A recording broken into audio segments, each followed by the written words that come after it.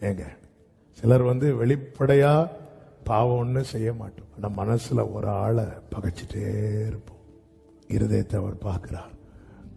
சர்ச்சைக்கு கரெக்டா வரோம், தசமபாகம் கரெக்டா கொடுக்கிறோம், ஃபாஸ்டிங் இருந்து வாரத்துக்கு ஒரு நாள் ஜெபம் பண்றோம், கற்பனைகள் எல்லாம் கை கொள்ளுகிறோம், அநியாயமா சம்பாதிக்கல, நியாயமா சம்பாதிக்கிறோம், நம்ம சைட்ல எல்லாமே பெர்ஃபெக்ட். ஆனா ஒரு ஆளை நம்ம பகைக்கிற அந்த ஒரே ரீசன்னால பரலோக வாசல் நமக்கு அடைபடுமானால் அந்த பகை வேணுமா?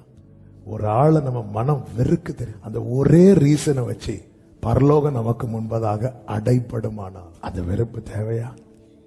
என்ன வந்தாலும் இவங்களை மன்னிக்க மாட்டேன் என்கிற அந்த ஒரே ரீசன்னால பரலோக பாக்கியத்தை நம்ம இழப்போம் என்றால் யாருக்கு நஷ்டம்? மீதி எல்லாம் பெர்ஃபெக்ட்பா. அதுதானே ஆண்டவர் பேசிஸ் சொன்னார், உங்ககிட்ட எல்லாம் கரெக்டா இருக்கு, ஆனாலும் ஆதியில் கொண்டிருந்த